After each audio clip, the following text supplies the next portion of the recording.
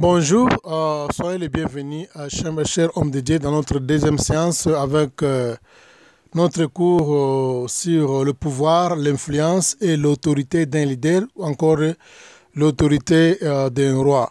Nous étions en train de parler dans notre première séance comment les empires ont colonisé d'autres colonies afin qu'ils puissent extendre leur gloire. Ou encore les rois, comment ils ont colonisé, bien les empereurs, comment ils ont colonisé d'autres nations pour extendre les limites de leur gloire. Et la gloire d'un roi est déterminée par la possession de ses terres, ses richesses, ou bien encore ses avoirs.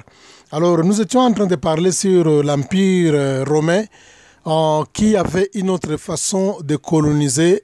L'Empire romain avait copié l'image de Dieu.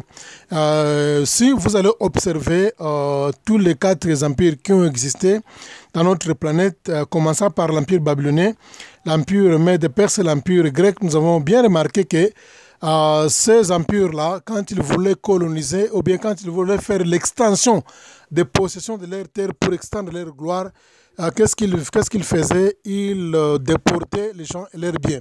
Ils venaient dans une nation ou bien dans un pays à distance, il va vous déporter et ils déportent aussi vos biens dans leur royaume, bien dans leurs empires, afin qu'ils puissent vous coloniser dans leur empire.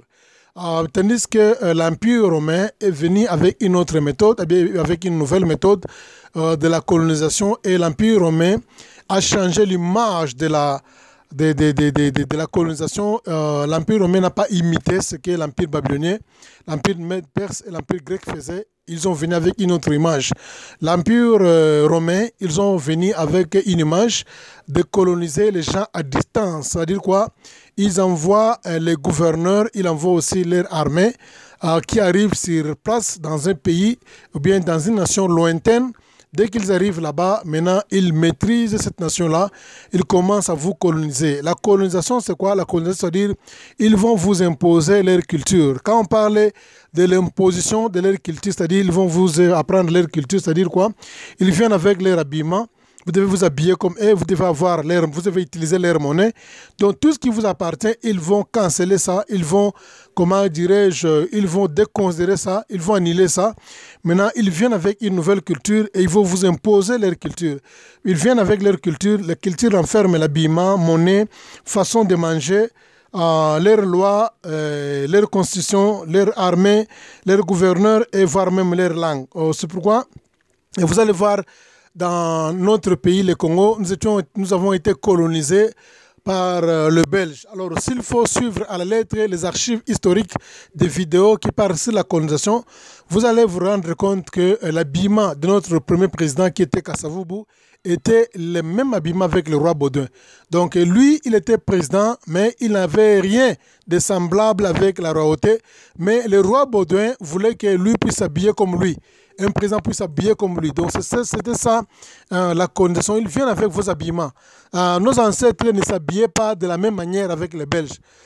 Quand ils sont venus dans la colonisation, ils nous ont imposé leur culture, leur habillement. Si vous allez voir que notre habillement avait changé depuis un certain temps, nous nous habillons comme les Belges. Il faut mettre des cravates, il faut avoir des chaussettes, il faut avoir ceci ou cela, des pantalons. Ce sont des cultures qui sont belges. Quand les Belges sont venus, ils viennent avec leur culture, ils vous imposent leur culture à distance. Le roi est à distance, mais il envoie l'armée et le gouverneur pour vous maîtriser et vous imposer leur culture. Et dans la culture, nous avons aussi parlé des monnaies. Dans notre pays, à l'époque, ceux qui ont vécu dans l'époque du Congo belge, les monnaies que nous avons utilisées pendant cette période-là n'étaient pas notre monnaie, c'était des monnaies belges que on le mangeait ou bien on l'utilisait. Même dans la Bible, vous allez bien remarquer que quand Jésus-Christ il est né, exactement dans la période où l'Empire romain dominait Israël. C'est pourquoi d'ailleurs on lui a présenté une pièce d'argent et on lui a demandé s'il faut payer l'impôt ou pas. Il leur a posé la question qui est l'image, ou bien qui est sur cette pièce de monnaie, à qui appartient l'image qui se trouve là-bas. Et ils ont répondu qu'à César. Alors, c'est-à-dire quoi? Ce n'était pas l'image de leur roi local, c'était l'image de César qui était à distance. Il vient avec leur monnaie. Voilà, là, nous allons revenir. Ils viennent aussi avec leur façon de manger. Dans la culture, il y a aussi la façon de manger. Dans notre temps, ou bien nos ancêtres ne mangeaient pas de la même manière avec les Belges. Ils mangeaient en utilisant les mains. Il n'y avait pas ce système-là de table. Peut-être il y en avait, mais de tables qui étaient vraiment traditionnelles, les lits qui étaient traditionnels. Mais les Belges, quand ils sont venus, ils nous ont appris à manger avec les fourchettes, avec les cuillères, avec aussi, comment dirais-je, fourchette, cuillère avec les couteaux. Voilà.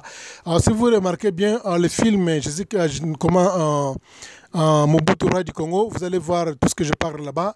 Une femme blanche est en train d'apprendre à une femme noire comment manger avec une cuillère, avec un couteau, avec une fourchette, quand elle disait que non, fourchette à gauche. Donc c'est un peu ça, c'est-à-dire ils vous imposent leur culture. Vous devez embrasser leur culture par force, par imposition. Et à part ça, ils viennent aussi avec leurs lois, avec leur constitution. Quand ils viennent vous coloniser, ils viennent aussi avec votre loi, ils viennent avec leurs lois, avec leur constitution vous apprendre. Vous n'allez plus dépendre de votre loi et constitution, vous devez maintenant dépendre de la loi du pays métropole.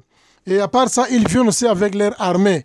On appelait ça à l'époque la force de l'ordre. Pour ceux qui aiment les documentaires, on appelait ça la force de l'ordre. C'était l'armée belge. Ils viennent avec leur armée pour vous imposer leur culture. Puisque sans armée, ils ne peuvent jamais réussir à imposer leur culture. Et à part ça, ils viennent aussi avec leurs gouverneurs. Comme on disait là, le Ponce Pilate était le gouverneur. Pendant la période du Seigneur Jésus-Christ, il n'était pas un Hébreu, ou bien il n'était pas un Israélien, mais il était un citoyen romain, un gouverneur qu'on avait envoyé, et le gouverneur était en même temps des juges, comme il était des juges aussi. Il n'était pas seulement des gouverneurs, il était aussi des juges. Il gouvernait, il jugeait aussi les gens. Voilà. Ils viennent aussi avec des langues, ils viennent aussi avec leur langue, pas seulement le gouverneur, ils viennent aussi vous apprendre leur langue. Le français, la langue de Voltaire, que je suis en train de faire l'audio, ce n'était pas notre langue originale. Cette langue appartient aux Belges, c'est-à-dire les Belges, ils avaient le français comme étant leur langue officielle aussi, à part le wallon et le flamand. Alors, ils nous ont aussi imposé de parler le français. Alors, nous avions nos langues, plusieurs dialectes. D'ailleurs, on dit le Congo a plus de 500 dialectes. Et nous avons ces 4 langues nationales. Quand ils sont venus, ils nous ont aussi imposé de parler leur langue. Alors, voilà, c'est un peu ça, l'image, comment les choses se déroulent dans une colonie, ou bien dans la colonisation. Alors, ça seulement, on appelle ça l'ombre des choses à venir, ou bien l'ombre des choses passées. Donc, l'Empire romain a copié exactement l'image de Dieu. Alors, c'est pourquoi Dieu a préféré d'envoyer le Seigneur Jésus-Christ exactement pendant la période de la colonisation de l'Empire romain en Israël, parce que c'était le bon moment que le Seigneur devrait annoncer la bonne nouvelle du royaume, parce que Dieu avait compris vite que l'Empire romain avait copié son image. L'Empire romain avait copié l'image, bien le plan de Dieu, dans le sens que Dieu voulait extendre aussi sa gloire. Donc, comme je disais là, la gloire d'un roi dépend de l'extension de ses possessions de terre, bien de ses propriétés, ou bien encore de tous ses avoirs. Donc, puisque le roi a plusieurs étendues, plusieurs colonies, il a plusieurs nations, il a plusieurs États, sa gloire aussi devient de plus en plus énorme. On parle de lui aussi, son influence est en train aussi de croître. Donc c'est cette manière-là. Alors, Dieu, dans son plan, il voulait extendre aussi sa gloire. Dieu ne voulait pas avoir sa gloire seulement limitée au niveau des cieux, ou bien au niveau de son royaume, qu'on appelle le royaume de Dieu. Dieu avait aussi l'idée d'extendre son royaume. C'est pourquoi il avait créé l'univers. Et dans l'univers, il a placé plusieurs milliards de planètes. Et il a placé seulement une seule planète qui a toutes les conditions de vie. Et nous avons dit précédemment que la Terre renferme plus de 400 milliards de galaxies. Et dans chaque galaxie, il y a des milliards d'étoiles et de planètes. Et nous sommes en train de vivre seulement dans une seule galaxie qu'on appelle Milky Way en anglais, et en français on appelle ça Voie lactée. Et dans cette galaxie-là, nous avons notre planète Terre. qui existe. En principe, notre planète Terre est la seule planète qui a toutes les conditions de vie pour que l'être humain puisse vivre conformément sans pour autant avoir les défis d'environnement. Alors, ce qui est arrivé dans le plan de Dieu, Dieu voulait extendre son royaume en créant l'univers et aussi en créant la terre. Et quand Dieu a créé la terre, Dieu voulait coloniser la terre et Dieu voulait aussi imposer sa culture sur la terre. C'est pourquoi je disais que les gens qui ont des difficultés pour comprendre le message du royaume de Dieu sont des gens qui vivent dans les pays démocratiques. Donc, si vous vivez dans un pays démocratique, vous aurez des difficultés pour comprendre le royaume de Dieu.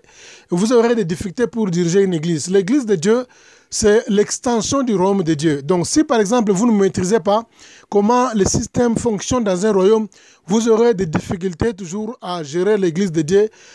Tu vas amener l'église de Dieu avec une vision démocrate pour choisir un leader, pour choisir un pasteur, pour choisir les diacres, pour choisir les anciens. Il faut passer par les élections, tout consort. C'est pourquoi la raison pour laquelle ces cours aussi sont tellement importants. Donc, les gens qui vivent dans un pays démocratique ou bien dans un pays où la dictature règne, ces gens ont toujours eu des difficultés pour avoir la conception originale comment un royaume peut fonctionner. Heureusement, ici en Afrique du Sud, nous sommes c'est pas seulement un pays démocrate, mais il y a aussi des royaumes partout dans l'Afrique du Sud. Nous sommes d'abord entourés par les royaumes et à l'intérieur de l'Afrique du Sud, nous avons aussi des petits royaumes qui existent jusqu'à aujourd'hui. Donc l'Afrique du Sud n'est pas seulement un pays démocratique. Je peux dire que c'est un pays qui est semi-démocratique puisqu'il y a aussi l'influence des petits royaumes qui sont à l'intérieur d'ici et ils collaborent avec l'État sud-africain. Ils ont aussi leur marge politique pour diriger leur province. Et nous sommes aussi entourés par des royaumes comme les Soutou et aussi, comment dirais-je, non pas les Soutou et aussi les Swaziland, voilà, Swaziland. Et de temps en temps, le peuple des Swaziland et de Lesotho, ils viennent ici en Afrique du Sud pour chercher le travail et à tout moment, j'ai été toujours curieux pour leur poser la question concernant les royaumes, comment ça se passe. Et vous allez vous rendre compte que les gens qui habitent dans les royaumes, ils sont plus respectueux par rapport à ceux qui habitent dans des pays dictatoriaux ou bien dans des pays démocratiques. La plupart des gens qui viennent dans ces pays là-bas, vous allez dans des royaumes qui viennent vivre ici en Afrique du Sud. En tout cas, ce sont des gens qui se comportent bien par rapport aux habitants du pays. Et parce qu'ils ont l'image du royaume. C'est-à-dire quoi? Et là-bas, vraiment, il n'y a pas vraiment de crime là-bas. Donc, quand vous allez dans les Soutou, vous allez dans les pays comme les royaumes comme le Swaziland, bien le royaume de Lesotho, donc il n'y a pas vraiment de crime là-bas. Donc, de leur population qui viennent ici, ils se comportent mieux, bien par rapport aux gens qui viennent des pays démocratiques. Depuis des années que j'ai fait en Afrique du Sud, aucun jour j'ai vu dans les médias, dans une télévision, quelqu'un qui a commis un crime qui est d'origine de Lesotho, encore qui est d'origine de Swaziland. Ça se fait vraiment rare, je n'ai jamais vu ça personnellement. Donc c'est pourquoi je disais que les gens qui vivent dans les royaumes, ils ont une bonne image sur le royaume de Dieu. Les gens qui vivent dans les pays démocratiques, ils ont toujours des difficultés pour diriger l'Église. Alors, je parlais sur la colonisation. Dieu voulait coloniser la terre. Il a fait d'abord l'extension de la terre. Quand il a fait l'extension de la terre, il voulait maintenant imposer la terre avec sa culture. Comment Dieu voulait influencer, bien imposer la terre avec sa culture? Dieu devrait créer la terre et influencer ça avec sa culture. Et amener aussi la culture de Dieu. La culture de Dieu, vous allez voir ça, Dieu doit amener sa culture, ses lois, qu'on appelle la constitution qui est la Bible. Et la Bible, c'est une constitution de Dieu que Dieu a voulu imposer aux gens qu'il a confié la responsabilité de la terre. La terre, comme la Bible dit en Psaume chapitre 24, le verset 1er, la Bible dit à l'Éternel la terre et ce qu'elle renferme, le monde et ce qui l'habite. Donc, il n'y a aucune portion de terre, même pas 1 millimètre appartient au diable. Donc, depuis la création jusqu'à aujourd'hui, la terre a le contrôle, le full contrôle de Dieu. C'est Dieu lui-même qui est le propriétaire de la terre. C'est lui qui est le propriétaire de la terre, puisqu'il a créé ça avec l'image d'extendre sa gloire et aussi d'imposer sa culture aux habitants. Alors, nous avons dit que dans la colonisation, quand vous colonisez un pays, vous devez envoyer vos gouverneurs. Alors, Dieu devrait aussi envoyer les gouverneurs pour gouverner la terre. Alors, ces gouverneurs là-bas, que Dieu devait envoyer, Dieu est esprit, les anges sont esprits, et l'homme aussi est esprit. N'oubliez pas quand je vous ai dit la fois passée que human signifie l'homme, bien l'esprit dans la chair, bien l'esprit plutôt dans une chair, bien l'esprit dans le sable, l'esprit dans l'argile, bien l'esprit dans la poussière, qui signifie human, donc humain. Donc l'homme signifie l'esprit habitant dans une terre. Donc Dieu a pris l'homme qui était l'esprit, l'homme qui a existé déjà depuis la pensée de Dieu, qui était l'esprit, l'homme, Dieu a placé l'homme dans le sol, dans la terre, afin que l'homme devienne un être physique et visible qui doit gouverner un monde qui était visible aussi. Alors Dieu ne veut pas envoyer les anges pour gouverner ce monde-ci, puisque les anges sont des esprits, et le monde-ci que Dieu avait créé pour extendre sa gloire était un monde qui était visible, un monde qui était physique. Alors Dieu aussi devrait faire en sorte que l'homme devienne visible, l'homme devient physique. C'est pourquoi il a pris maintenant l'homme qui signifie esprit, et Dieu l'a placé dans la chair, ou bien Dieu l'a placé dans le sable, Dieu l'a placé dans l'argile, afin que l'homme devienne un être vivant. Il doit représenter Dieu comme étant un gouverneur pour imposer sa culture. Alors, Dieu n'a pas seulement imposé sa culture, Dieu aussi a imposé son armée. Il a aussi envoyé ses anges. Quand la Bible dit l'ange de Dieu campe autour de ceux qui les craignent et les arrête du danger, Dieu envoie ses anges comme étant son armée, et Dieu aussi a envoyé des langues. Sa langue pour imposer sa culture aux hommes. C'est pourquoi aujourd'hui, dans nos églises, nous parlons en langue. C'est l'hymne de culture que Dieu a imposé, l'hymne de culture que Dieu a imposé aux habitants de la terre pour imposer sa loi, pour faire l'extension de sa gloire. Voilà, nous terminons ici. Nous continuons la suite dans la séance 3. Merci. La séance 3, merci. La séance 3, merci.